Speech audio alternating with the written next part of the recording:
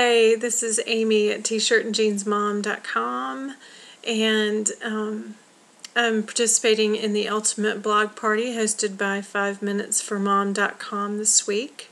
To not bounce. I'm hiding in my bedroom because I think it's possibly the quietest place in my house right now. So I've been planning for the blog party, and I have some blogs written, and I kind of like some of them, and I kind of don't like others. And so I keep trying to think of what to say, and then the funniest thing happened to me yesterday, and I thought, yay!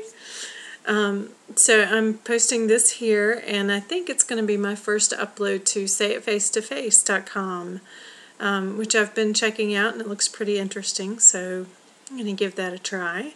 And for those of you who haven't vlogged before, I highly encourage you to. It feels a little weird. Your voice always sounds a little strange. You always feel like you look a little weird.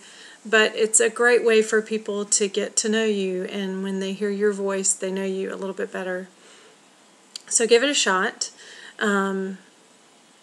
So my funny story. I love it. I'm very close to my parents, and I was visiting with my mom and dad yesterday afternoon. I'm very happy to be related to them. They have a house at the beach, which is not far from us, and the alarm had gone off at the house, so the police had called my mom to say the alarm's going off. And so I grabbed my keys and was taking her down there to go check it out.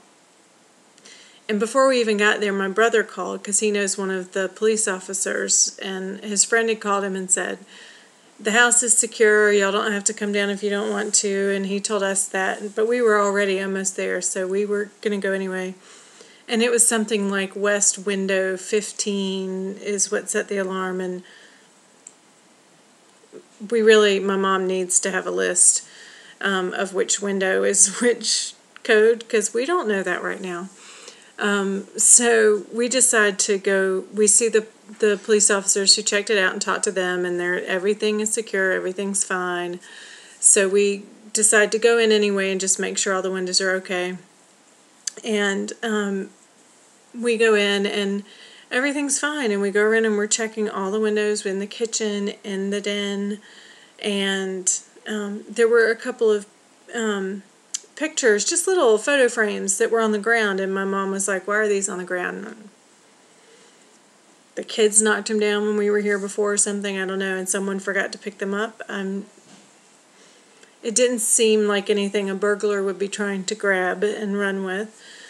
So we then went up to the next level, bedrooms and stuff, and there's another porch, so we were checking all of those windows too to make sure, and everything was fine. There was a picture my mom wanted to bring home with her, so we grabbed that, and we went downstairs and on the main level, and she decided she needed to go to the bathroom before we left. And I walked into the kitchen and almost got my head taken off by a pigeon, which it was huge, and it went right over my head. I guess it would be safe to say I did not react well. I don't think I screamed, but I did run back to where my mom was in the bathroom, and I pulled the door shut, and I said, I know what set off the alarm. And she said, what? And I said, it's a pigeon. And she was like, where? I said, in the kitchen. And she goes in like, I'm making it up. Like, this is what I've decided to do. There's a pigeon in the house. Ha ha. So we go in, and she said, where is it? I said, well, he was on top of the refrigerator. He's gone now. So we go in. He's on top of the microwave now. Oh, look, there's a pigeon. That's what I said. So at this point, I'm all for calling my husband and saying, hey, psst, guess what? Job for you. Because I'm not about to mess with this pigeon. It's huge. I mean, I know it's still a pigeon, but still, it's huge. And I just did not want to deal with it. My mother, however, was not going to be defeated by a pigeon, and so she goes to the closet and pulls out 3 brooms. Why do we have 3 brooms in the closet? Anyway, So she takes 2 of them and gives me 1, and we're going to try to shoo the pigeon out. And so the pigeon starts to fly, and we fling open the door, forgetting about the screen door. So the pigeon kind of bangs on the door. It didn't hurt itself. It banged on the screen a couple of times and was like, well, I can't go that way, and went back in. So then we prop open the screen door, but now the pigeon doesn't want to have anything to do with going near that door. And so there's my mom, 2 brooms, waving them, we're not trying to hit the pigeon, we're trying to shoo the pigeon. And I have my 1, but I am no help whatsoever, because from the adrenaline, from being startled by this pigeon coming at my head, I am laughing hysterically, just about collapsing on the floor, because I'm standing with my broom, but every time it comes near me, I want to duck. I don't want to hold it up. I want to duck. So my mom is like, just hold the broom.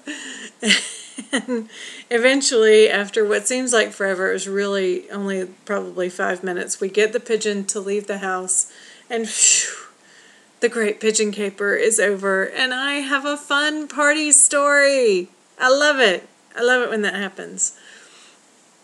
So yay, that's my Great Pigeon Adventure. I hope that none of you have critters in your house that are not supposed to be there.